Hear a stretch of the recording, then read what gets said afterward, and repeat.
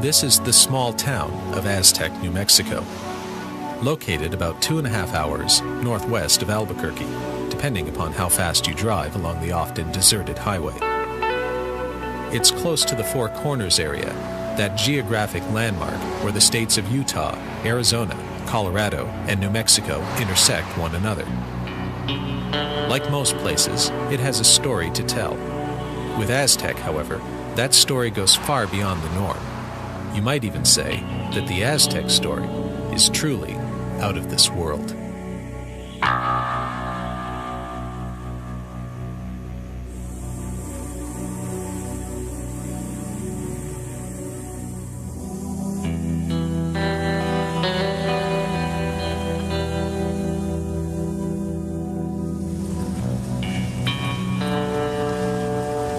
These days, if you told a friend that you were off to New Mexico to visit the site of an alleged flying saucer crash, that friend would probably assume you were headed to Roswell.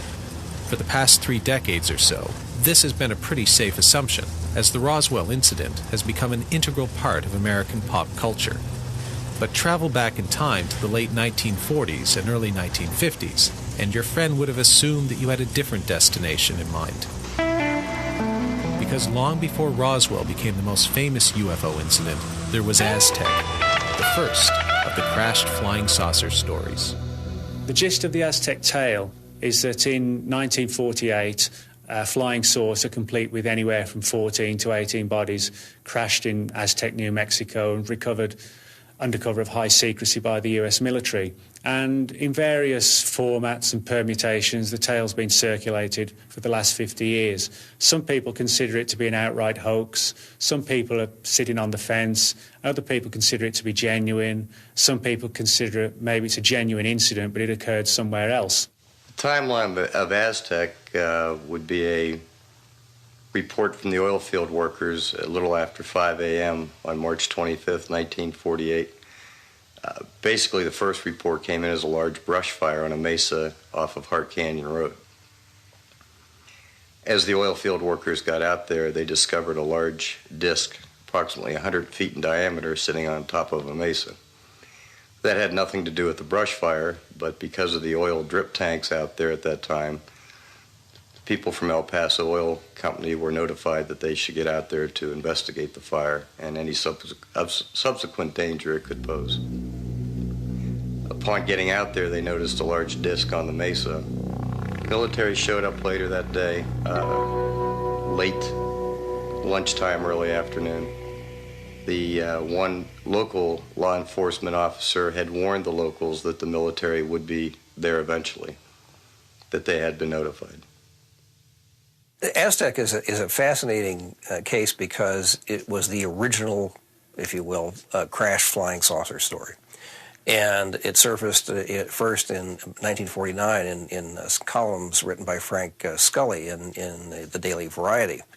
It ultimately led to a best-selling book that Scully wrote, and I think it sold something on the order of 60,000 copies in 1950 in hardcover, and then it went on to 12 editions overseas, and on and on and on. I mean, it was remarkable how successful it was. It's obvious he struck some kind of real chord. It was also total nonsense, and Scully was either one of these fellows who knew enough not to ask questions he didn't want to hear the answers to, or he was genuinely duped by a fellow named Silas Newton and a sidekick of his named Leo Gebauer, who became known as Dr. G in Scully's book. In Frank Scully's book, Behind the Flying Saucers, which came out in 1950, he tells the Aztec story as told to him by Silas Newton and Leo Gebauer. Silas Newton and Leo Gebauer then introduced Frank Scully to at least 8 scientists that allegedly worked on the Aztec crash. Frank Scully took these 8 people and molded them into one Dr. G.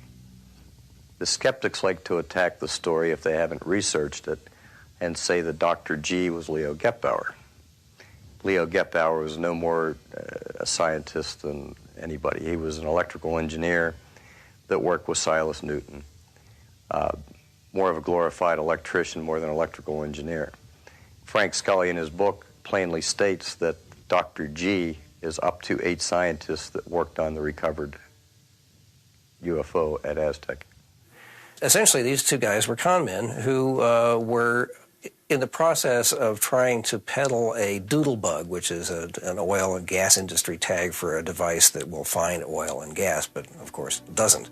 And in his case, it was a machine that not only found oil and gas, but gold and water and pretty much anything the Mark was interested in finding. And on top of that, Gebauer had invented something similar, which also supposedly could assess the health of a person. So this was sort of an all-in-one, do-it-all kind of thing. But what they did, which was unusual and made their little bit unique, was that they claimed that their doodle bug was better than anybody else's because it was using technology that had been taken from the flying saucer that allegedly crashed near Aztec. And therefore, obviously, it was far superior. Dr. G, our friend Gebauer, was supposedly a magnetics expert who was one of those called in by the Air Force when the saucer was tracked to ground near Aztec, where it floated to ground, not actually crashed, and presumably disabled by a high-powered radar somewhere nearby. Such was the claim. Anyhow, the whole thing was a total con job. And it was quickly recognized as such and then really exposed in detail in 1952 by J.P. Kahn, who was an investigative reporter. I think he was with the San Francisco Examiner, if I'm not mistaken. And he did a 4 or 5 month investigation in detail, including managing to con the con man out of an example or a sample of the mysterious metal that the saucer was made out of. It turned out to be the sort of stuff that you made pots and pans out of, actually. But, he was a very, very, very sharp reporter who did a really good job. And True Magazine published his article in 1952 exposing these guys. And this led to the district attorney in Denver, Colorado, prosecuting Newton and Gebauer for fraud and various other sorts of associated charges. Anyway, they were convicted in December of 1952. And basically the whole notion of crash flying saucers went away. And people who take flying saucers, UFOs, seriously for decades wouldn't touch anything like that with a 10-foot pole until Roswell came along. I think where some of the skeptics attack the Aztec story is why would 1, 2, or up to 8 scientists confide with Frank Scully? And that's an important question. But you have to look at who Frank Scully was back then. You have to look at how the media operated back then. We didn't have CNN. We didn't have national network TV. You had a very tight group of journalists, the Dorothy Kilgallons, the Walter Winchells, the Frank Scullys that, quite frankly, were the most credible people of their day in journalism. And that would probably be an automatic person that you would go to break a story like that. The other thing, if you read Frank Scully's writings, the scientists that approached him did not think that was going to be a secret for a long time. They thought that story would break within a year. They were giving Frank Scully a little advance on the Aztec incident. The first UFO-related documentary I made was a biography of legendary Roswell investigator Stanton T. Friedman. If the Aztec incident has a Friedman, that is to say, someone with respected professional credentials who has chosen to undertake a search for the truth about the UFO phenomenon, it is this man, Scott Ramsey, a successful businessman from North Carolina. Frank Scully might have broken the Aztec story, but it is Ramsey who has rescued the tale from obscurity and who has challenged, after years of research, the long-held view that the whole thing was simply a hoax. In looking at the story, that was one thing that intrigued me, was looking at the claims made back in 1950 by these 8 scientists. And one was the secret radar bases. So as we started to look into the claims that Dr. G was telling Frank Scully, and we compare to what we know now, when you go back 50-some years later and look at what we've been able to get declassified from the Air Force, the Atomic Energy Commission, somebody back then was definitely in the loop leaking good information to Frank Scully. It took us over, 50 years now of getting records declassified to back up the claims that they were making in 1950. One was the infamous radar bases, the top secret radar bases that were located in New Mexico.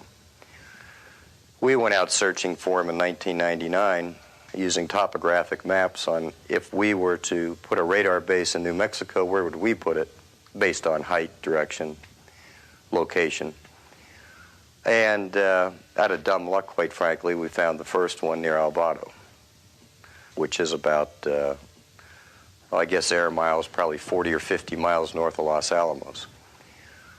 We went to the Air Force, Maxwell Air Force Base down in Montgomery, Alabama, and asked for the records on these. At the same time, the state of New Mexico was doing a historical research on anything that had anything to do with the Cold War. So this became a perfect fit. We went down to kind of a dual purpose. They released the records, but we had a problem. The Air Force bases under the radar bases under the Air Force didn't exist till 1950. Well, we couldn't tie that to Aztec because Aztec, of course, was 1948. Looking at the records in great detail, we saw things like the first quarterly report for their capital expenditures. They needed a roof, they needed a water heater, they needed some improvements in electrical work, mainly some transformers. And we asked ourselves a question: if this base was just built, why would they be needing to requisition a water heater, a new roof on a building, and new transformers? So we went back and we did some digging, and turned out that the radar bases were built in 1946, which we have all the historical information on those. The Air Force did acquire the bases from 1950 to 1957, but the Atomic Energy Commission requisitioned those the radar bases from 1946 till they turned them over to the Air Force in 1950. There were three. We had Continental Divide, which is out near Gallup, Alvarado, which is near Chalma, Tia Maria area, and Moriarty, which is due east of Albuquerque. That put up a perfect triangle around Kirkland Air Force Base, Sandia National Labs, and Los Alamos, which was the main purpose of those radar bases, was to protect those Atomic Energy Commission installations. Ramsey, who has done a tremendous amount of research on Aztec, he found these places. You know, if you look at the history of the Air Defense Command and the setup of the Lash-Up radar system, which was the beginning of our whole Continental Air Defense radar system and all of that, there were no Air Defense Command radars at those sites at the time of the alleged crash saucer incident. But he found out that there were radars there, and they were under the control of the Atomic Energy Commission. They had something to do with some sort of vague, feeble attempt to provide for defense against air attack at Los Alamos, the national lab, the bomb lab. As far as the rest of New Mexico is concerned, there just weren't any such radars. You know, they had them at White Sands. They had radars at White Sands for tracking captured V-2s that they were launching down there and other things of that sort. But those were, again, these were World War II retreads, essentially. There was nothing exotic. What kind of people did they have serving here? Because it looks like a short straw kind of gig for me. Yeah, that's what I thought when I first saw it. I thought, my God, you really had to do something wrong to get here. But boy, you look at the reports, these guys were the cream of the crop. You know, the three bases, they had some pretty impressive resumes, let's put it that way.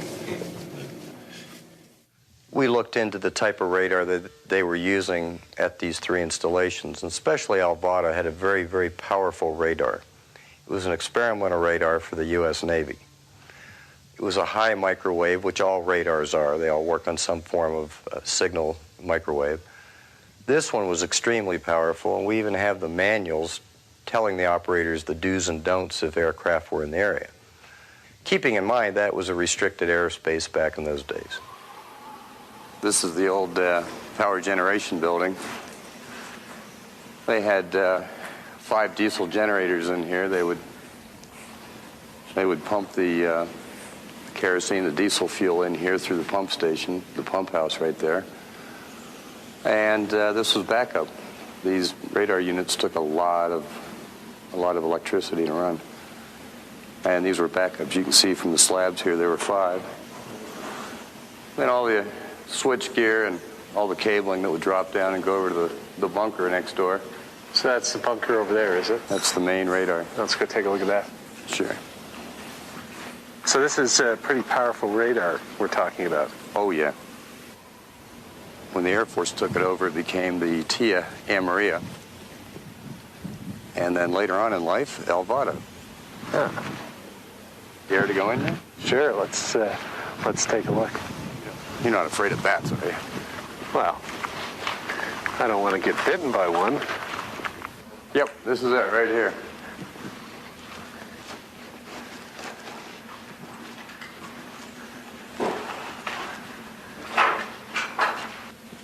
Probably won't want to go back in there. Probably not. I guarantee you don't. And so people speculate that the radar here was powerful enough to interfere somehow with an alien spacecraft. That's a theory. And might have brought it down. Mm-hmm. And they would have had similar radar stations, I assume, down by Roswell. They had one in Corona, and if you read the historical reports we were going through last night, they also had one down at Walker, which was Roswell. Right. Coincidence? Yeah, maybe, huh? If these guys came flying across millions upon millions of miles of space, if they flew from, or billions if they came from another star and a planet around another star, is it likely that they wouldn't be shielded against the kind of feeble radiation that would be coming out of our radar sets? I mean, how likely is it that they would have forgotten about that particular part of the spectrum? And then they get here and they get shot out of the sky. And people are saying, oh, they're dropping out of the skies. What is all this business? How could a sophisticated craft from far away crash? You know, we had 2 shuttles go, too. Very sophisticated craft. I think they may have run into the unexpected, whether it was a radar beam or all kinds of other things. Accidents happen. That's the way it is. And I think if you look at the mothership descriptions, these huge monster UFOs, if you will, which are seen to have little ones going in and out of them, one big vehicle could carry a whole bunch of these little vehicles. And if they lose one, they lose one. Okay. Explorers, Magellan didn't make it around the planet. His ship made it. He didn't make it. I think that Scott Ramsey has been a forerunner in this and has done some excellent research. When he started, there were a lot more skeptics than there are today. There were a lot of people who said they were crazy, that this was just a scam, there was nothing to it. And he's proved that there were radar sites, secret radar bases that were sending out microwave rays, microwave beams that could have knocked a flying saucer out of the sky and caused it to crash land north of Aztec. And he's proved that fact. So that gives it a little bit more of a validity to me, that there's some truth to these theories when you start getting the government documents in your hand.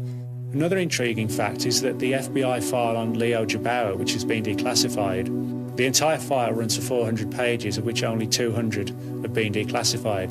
And many of the documents contained within the withheld material are classified for reasons affecting national security and the defence of the USA. Now, it's one thing for someone to be arrested and convicted for scams and cons and things like this, but it's a big leap for someone to be a con artist, then to find that the FBI considers them a threat to national security. And so this sort of begs the question, do the withheld documents contain far more on the Aztec case than has been published and put into the public domain by the FBI? I think the fact that those files are still classified might be the result of 2 quite different things. One is that they really were involved in some stuff and had some information that for whatever reason they agreed not to talk about, but the FBI pressured them and so forth. That's certainly a possibility. Another is the general FBI attitude, the old J. Edgar Hoover attitude about keeping track of people and getting files and, having power over them. And I don't know which it was. Newton was sharp, no question about that. Whether he stumbled across some things that he shouldn't have stumbled across, I don't know. A number of FBI documents make it very clear that the FBI and the Air Force at the time were following Newton and Jabauer very, very closely and were literally listening on their every word, were going out to conferences and lectures that both men were speaking at and wanting to know what the truth was behind the Aztec case. Was it a genuine incident, or was it simply a concoction of these two enterprising con men? It's possible there's something in there that would bear on this and give us some answers, and maybe they would prefer, for reasons which may or may not be legitimate, to keep that quiet. Certainly we can't say, oh, this is real because these con men told this story. But because con men told the story about Aztec doesn't mean that there wasn't an Aztec story to be told, a genuine one, a legitimate one. You have to be real careful about this guilt by association, or genuineness by association for that matter. Con men, government cover-ups, conflicting stories. If there was a theme song for the investigation of the UFO phenomenon, it might well be the Beatles' The Long and Winding Road. The Aztec case is the perfect example of this, both figuratively and literally in the case of Hart Canyon Road, which leads to the alleged crash site. In looking at the story, one of the things that's come under scrutiny is the fact that the skeptics on the Aztec incident claim that the Hart Canyon Road did not exist in 1948. We know it did now. That would have been the stagecoach road back in the late 1800s on the way to Durango. If you go out to the crash site today, follow Hart Canyon on the old stagecoach route, you come up to what they call the Arkansas Loop or the Arkansas Bend. And on top of that plateau is a road cut through, allegedly by the military in 1948, to get the recovery equipment, the cranes and whatnot, down in there to retrieve the craft. So this is the Mystery Road. This is the Mystery Road. Tell me about the Mystery Road. Well, this road, unless it shows up on recent maps, has never shown up anywhere. Right. This is the road the military, or whoever the recovery operation was, allegedly cut to get back here to retrieve the craft. Okay. And this was in March 48. That's right. And this road, now most of the roads around here, you were telling me, it's oil roads and stuff like that. They're marked on the maps, the USGA maps, is it? USGS, yeah. Right. And this road wasn't marked on any of those maps until, if it is marked at all, until recently. Very recently, right. So we've got a Mystery Road. Yep. And over here, we've got a mystery cement block. Concrete pad. Now let's go take a look at that then. Very good. Tell me the story behind the mystery slab of concrete. Well, it really makes no sense why it's even here. It's on the average 9.5 inches thick. We did a core sample right at about a year ago. What we're trying to establish is how old the slab is. Sure. Does it fit into the time frame of 1948? We've got rebar heavily fortified, 9.5 inches thick, rebar all through it. Early skeptics said it was a well cap. We've rolled that out. Obviously, if we had drilled through it, through the concrete, if there was high-pressure natural gas under there, we'd know it. So that's what they say. The skeptics said a well cap for natural gas. That's right. And there is gas and oil around here. All over. Yeah. But not on a mesa that's bedrock. You go a few feet under the silt and you're going to hit bedrock. Okay. The grouting is of local. It's indigenous to the area. So they didn't truck it in. They just kind of They just used what was laying around here. So if you're coming down the road, you're in a, chop, you're in a hurry, cutting a quick road, something's happening real quick, you just pull what you can find. That's right. From the local area. Okay. Bring your Portland cement and your forms and rebar and be done with it. Now what's it doing here though? Why, if there was a crash site and all of this, what is this? When they cut the road, as you can see to this day, it's very silty. They had trouble with one of the crane arm supports, one of the legs of the crane. And the story goes they had to pour this because the leg would just keep going into the silt, which, as you can see around here, is still a problem. Sure. I mean, if you can just walk over here and take a look at the silt. I wouldn't want to put a crane on that. Nope. All right. So you got a mystery road. Yep. You got a mystery slab. Roads allegedly cut by the military to come in here. Crane slabs allegedly put here to support, or the slabs allegedly put here to support a crane. Yep. What's the crane recovering? Allegedly. A flying disc, allegedly. A flying disc. Now, where's the flying disc? All right. Well, we don't know where it is now, but where was it back then, allegedly? About 200 yards straight through. Well, let's go take a look. Works for me. Watch your footing. Yeah. Any snakes around here? Not this time here.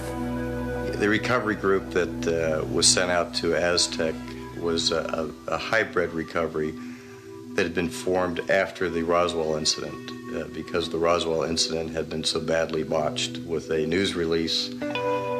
Basically, a lot of people at the base being aware of it, the newspaper running an article.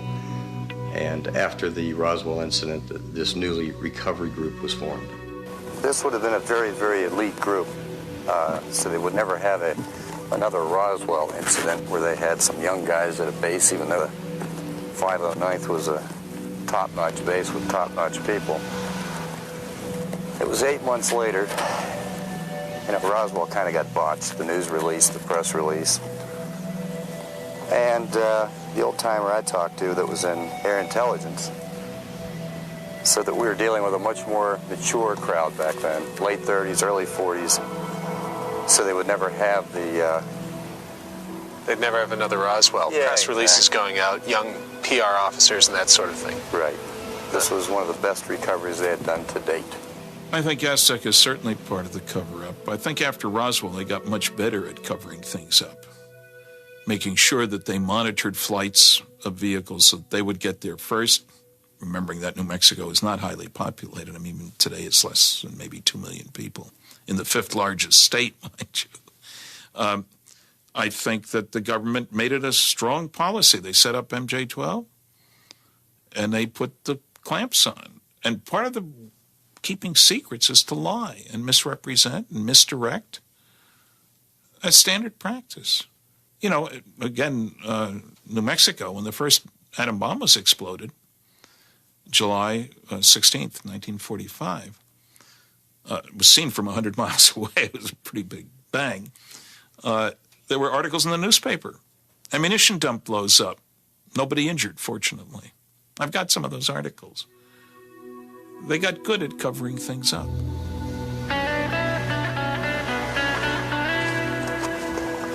What we feel, based on all the reports, this would be the epicenter of the crash site right here. It was virtually intact. Right. So was it a soft landing? Was it a crash? We don't know. Now, there's a plaque over here. So this is a commemorative plaque of the alleged incident. Recovery at Hart Canyon. On or about this site on March 25th, 1948, the spacecraft of origins unknown crash-landed on this mesa. The 767th A&W radar base in nearby El Vado, New Mexico, tracked the errant landing to this site. A high-security recovery operation took approximately 2 weeks, with all remains being taken to Los Alamos, New Mexico, for scientific study and evaluation by some of the world's leading scientists. And Los Alamos is what, 2 hours from here? 2.5? Yeah, about 127 miles as the crow flies. Sure. The recovery of this craft by the U.S. government and military was one of the most secretive recoveries of spacecraft with origins unknown since the similar recovery in Roswell, New Mexico, 8 months earlier. Sadly, all occupants, as many as 16, died as the result of this crash, making full disclosure of both purpose and origination all but impossible. That was put here in 1999. 3 years after the symposium started. 1 year. Oh, right. Yeah, 1 year. 98 was the first year. Right. So this is it. Not much to look at, but No, not really. Who knows what happened here? A lot of twisted dead trees, a lot of broken off trees, and a big open space that about 35 feet wide, 110 feet long. The only question is, What crashed here? did anything crash here? Yeah. All right. I love visiting New Mexico, not just because I'm interested in the UFO phenomenon, but because its vast, empty spaces are so different, so alien, one might say, to my home, Halifax, Nova Scotia, a bustling cosmopolitan seaport on Canada's east coast. Out here, I sometimes feel that I'm at the edge of the world. And yet, there are similarities between New Mexico and Nova Scotia. Friendly people, for example, that might not be readily apparent, but which do exist. These common elements are also present in the Roswell and Aztec UFO incidents, no matter how much the skeptics might tell you otherwise. Let's do a comparison of Roswell and Aztec. Roswell made the front page of many, many newspapers across the country. We had an intelligence officer who was given the release to go ahead and release the information to the press, later retracting it the next day. Aztec, we may have one newspaper article that made it out that has conveniently disappeared out of the archives. You hear the argument, we don't have eyewitnesses at Aztec. Well, we didn't have eyewitnesses 4 or 5 years ago. We have eyewitnesses now. Unfortunately, some are deceased. One key eyewitness that we had, he's deceased now, was Doug Nolan. Grew up in the Four Corners area. At 19 years of age, worked for the El Paso Oil Company. Was in his truck that day, that over the radio, they had an old Motorola radio in the truck, traveling with his boss, Bill Ferguson. They were called on the radio to get out to Hart Canyon because of the brush fire, the infamous brush fire we hear about. Upon arriving at the crash site, they were told by other workers the brush fire is on one side. They were worried about a drip tank getting ignited in the brush fire. Upon arrival there, other oil field workers told them that it's not the brush fire you got to see what's laying up on the mesa. Doug went on to tell us all the locals that were there, the 2 police officers that were there, his boss, Bill Ferguson, who's probably deceased, although we're still looking for him. I had the luxury of interviewing Doug back about October of 2003, and he passed away December 7th. That we have an eyewitness. We have a deathbed confession. Doug had had 6 strokes from June until October. Was very slow and methodical in recalling the incident and appeared to be very credible in the interview. In the late 90s, early 2000, we were contacted by a gentleman, Ken Farley from Bat Cave, Arizona. And Ken wanted to talk to us. He was in very bad health. Randy Barnes and I met down in Phoenix, rented a car, drove up, interviewed Ken for probably 3 hours, took very good notes. Ken was very ill, on oxygen. He has since passed away. Ken told his side of the story that he was in Durango, passing through to San Diego, fresh out of the military. Met a friend in Cedar Hill, a drop-off point where he was to pick him up and keep traveling to San Diego. His friend told him there was a lot of commotion going on out on Hart Canyon Road and they thought an aircraft had gone down. Ken and his friend got to the crash site and walked out to the western side of where the disc was. And at that point, a group of people from Aztec, the oil field people, 2 law enforcement officers showed up, who were already actually at the scene. And we found Ken's story believable, but we had a hard time digesting the 2 police officers. We figured today if you were out there and you called 911, you'd be lucky to get one in a reasonable time frame. No disrespect to the local law enforcement, but it's out in the middle of nowhere. And the fact that there's 2 police officers out there, we had a little bit of a problem with. We didn't write off his interview. We kind of parked it over in the holding pen until we got more eyewitnesses. Then in 2003, we contacted Doug Nolan, who had contacted Bill Steinman. It was one of the leftover leads Bill never got to after the book was published. Doug told an interesting story, which was very believable, backed up with names of other local residents. But about 3/4 of the way through the interview, he mentions the other police officer. And I stopped Doug and I said, "What other police officer?" He said, "Well, we had the local police officer and then another gentleman, young guy." Well, Doug was 19 at the time and said that police officer was about his age, slightly older. That police officer didn't seem to intermingle with the locals. So Doug went over and talked to him, and he said he was from the town of Cuba, New Mexico, which is southeast of Aztec.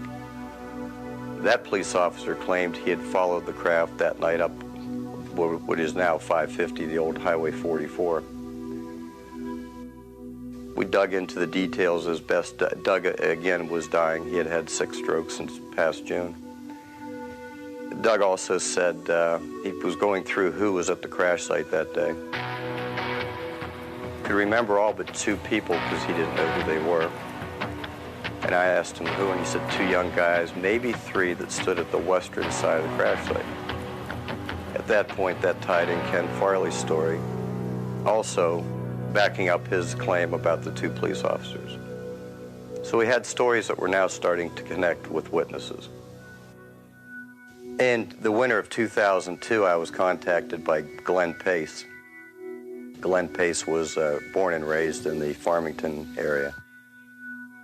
Subsequently, he was interviewed extensively by Linda Moulton Howe. Told a very interesting story as a young man delivering papers a day or 2 after the Aztec crash. Back then, the local paper was called The Hustler. Since then, it's now the Farmington Daily Times. Glenn recalls delivering papers with an article on the cover of The Hustler referring to ranchers find disc on ranch in Hart Canyon Road. At that time, that is one of a few years of The Hustler there is no archived microfiche on. Years later, Glenn Pace was working down at White Sands Missile Range, now White Sands Proving Ground, and worked with Otto Kraus, who was a very well-known scientist of his day, passed away in the early 90s. And Otto Kraus asked him where he was from, and when Glenn said the Farmington area, night after night of working out on the test range, they got to know each other pretty well. And Otto said that he was somehow involved in the Aztec UFO recovery. In doing research and looking into Otto Kraus's background, I believe he would have been somebody you would have included in that. He was a very brilliant man of his day.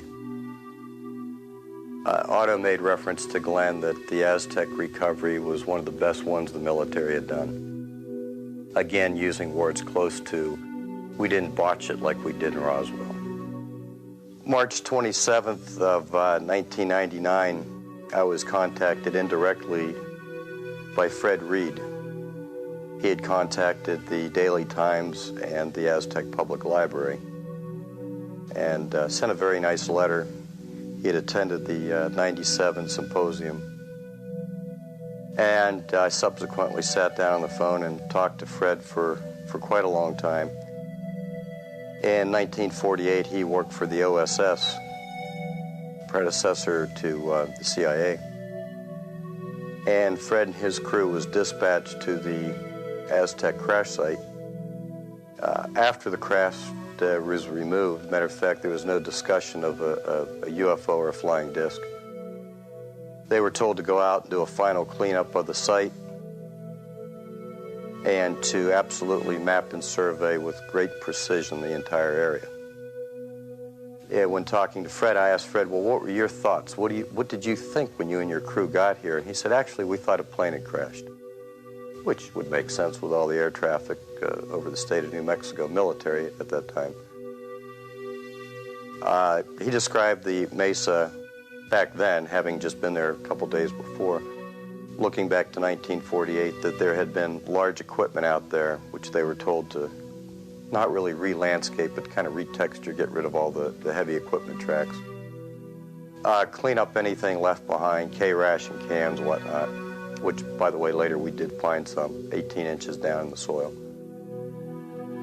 Map the entire area, make sure a cleanup was well done, nothing left behind, and move on, which was not unusual for his group in the OSS.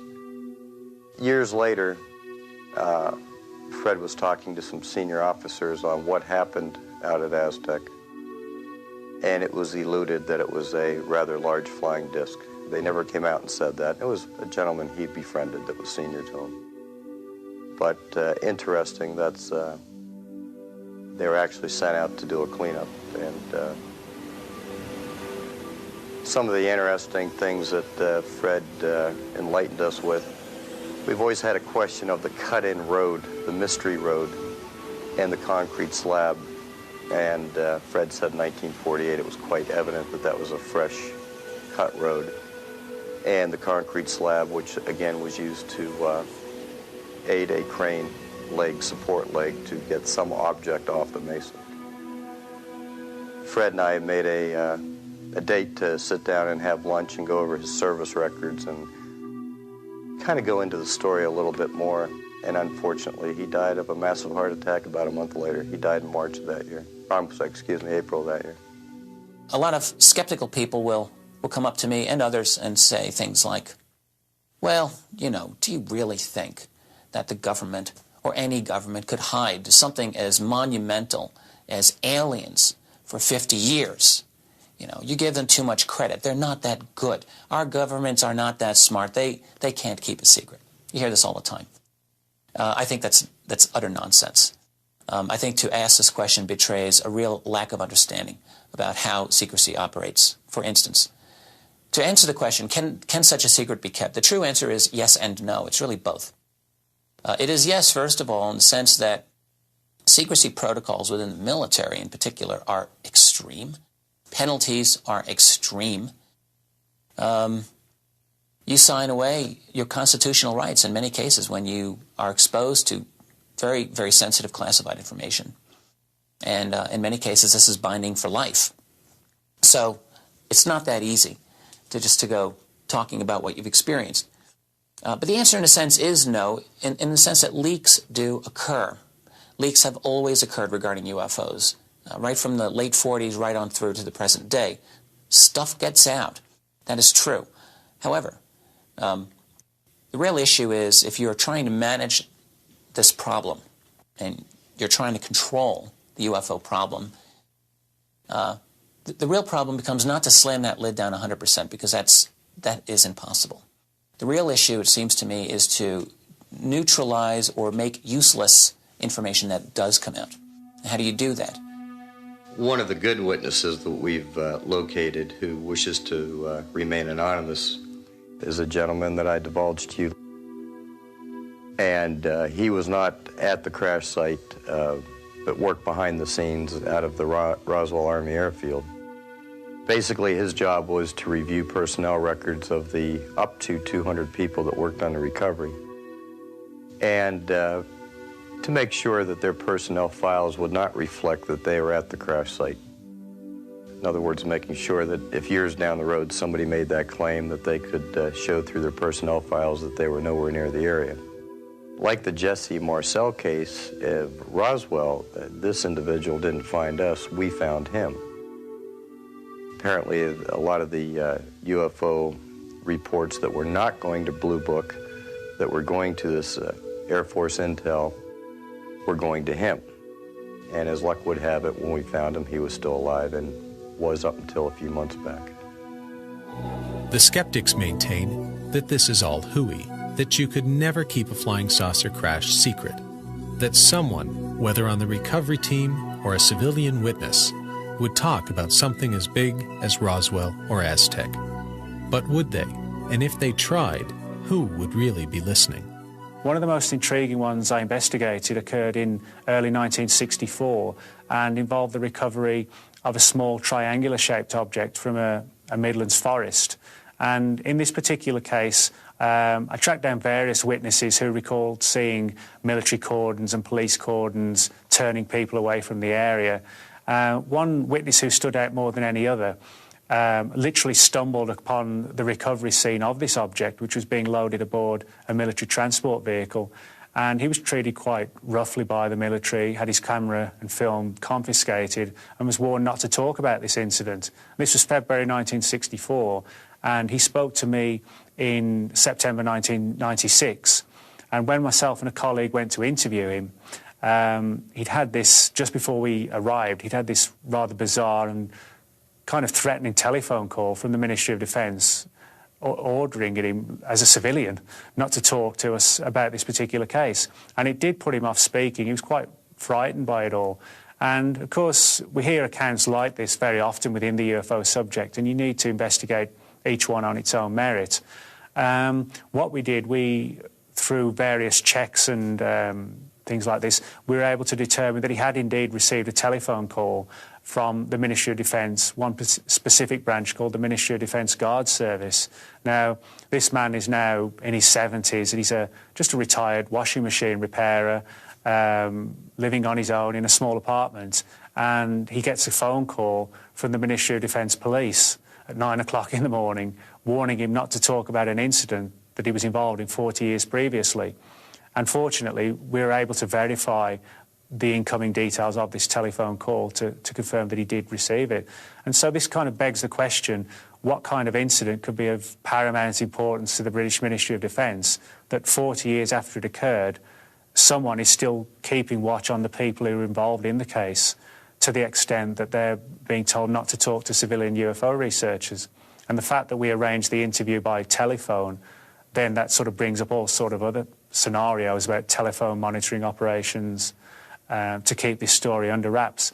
And as sceptical as I was when I first got into the subject, even for me now, you know, I've had events and occurrences like this happen so many times that, you know, I believe there is a concerted effort on the part of a covert organisation buried incredibly well within the intelligence community to keep watch on the more sensitive and sensational aspects of the UFO subject.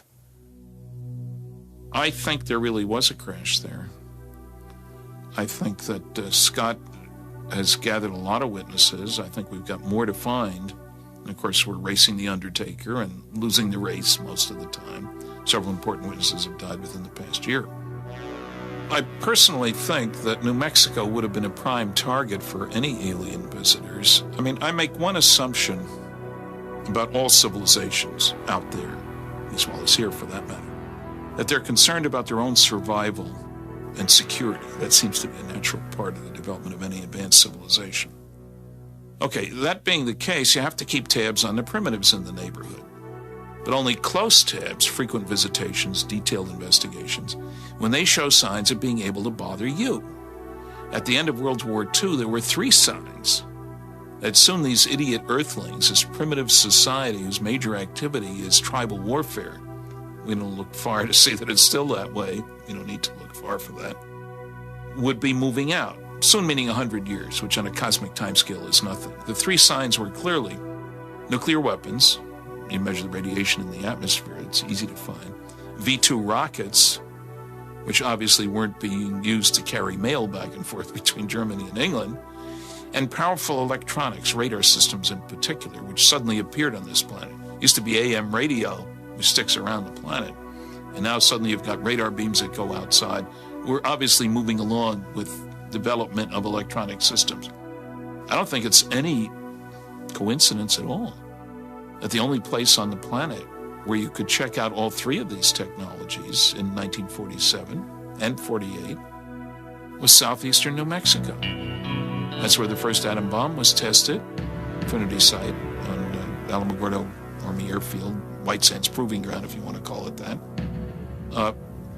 The V-2 rockets were all being tested there that we had captured from the Germans, and we were modifying some to go up much higher and things like that.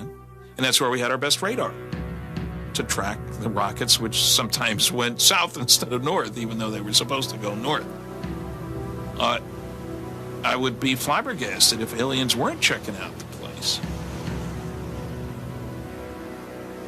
So, New Mexico would have been a natural place for aliens to visit. But Roswell and Aztec remain controversial at best. Is there a related UFO incident that even the skeptics can accept as real? As it happens, there is, and it occurred just a few miles from Aztec in Farmington, New Mexico.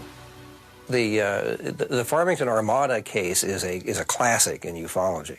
In March of 1950, a large number of people in Farmington, New Mexico, which at that time was a lot smaller than it is now, I mean dramatically smaller. I think now it's about 30,000, and we're dealing in those days with maybe 3,000 people, if that. In any case, what they saw were literally hundreds of objects circling in the sky and zooming back and forth in formation, and most people describing them as being shaped like dinner plates, classic flying saucers, including one that was bright red. All the others were silvery. And the bright red one is interesting, particularly because as it led a group of these saucers away from Farmington off to the southeast, roughly, almost, actually more due east, but just a little south of that. A few minutes later, before any of this could hit the news wires or be on the radio anywhere, in Las Vegas, New Mexico, a group of postal workers were outside taking a break or something and looked up and saw a group of saucers whizzing over, and one of them was bright red. I think these people actually did see, indeed, who knows, was this a rendezvous point? Were they all dropping down from the mothership and then heading out to the 4 points of the compass, or what they were doing? I don't know. But I think they really did see something quite real. The Farmington Armada, which involved lots of people seeing lots of stuff up there, lots of vehicles, if you will. Half the town, I guess, saw these things. Dr. James E. McDonald did a detailed investigation, found loads of people who'd seen things. Maybe that was the gathering place. I don't know. Four Corners area there? Who knows why they were there? I mean, who knows why people picnic in a certain area? I don't know. And it may be a staging area. Okay, you guys check out the nuclear weapon sites over there. And remember, pretty soon we were building testing nuclear weapons in Nevada, which is the other way from Farmington toward Roswell in the other direction. They had a great gathering laying out their plans for further reconnaissance. And it was taken seriously by the Farmington Daily Times, as you can see by this headline, which ran on Saturday, March 18th of 1950, Huge Saucer Armada Jolts Farmington. There were several witnesses to the event, and Lincoln O'Brien, the publisher of the paper, actually sent a telegram by Western Union to Ken Purdy of the True magazine. Whole City, Farmington, New Mexico, where we own daily, sees large forest flying saucers. Airmailing you full reports. Story terrific, not fully developed. If you want to send man to Farmington, we will assist him in every way. So it was taken seriously at that time, and I think that was probably because there had been so many connections to UFOs in the late 1940s and early 1950s. And there are some people who believe that this saucer armada was actually connected to the crash at Roswell and at Aztec. We had the crash at Roswell in 47, the crash in Aztec in 48, and then the flyover in 1950. And several people believe that the saucers flew over in formation as a salute to their fallen comrades, because it did happen in March, the same month that the Aztec crash was reported to have happened. So, crash site here, we've already been up there. Saucers came in. Which direction allegedly? The story says from that direction, from over Bloomfield, Blanco. Right. Came right through this tree line right here where all the trees are damaged and twisted. And came to rest right in here. Down in here. So there it is. The Aztec UFO incident, the first of the crashed flying saucer tales. But is it a fraud perpetrated by a couple of clever con men on an unwitting journalist?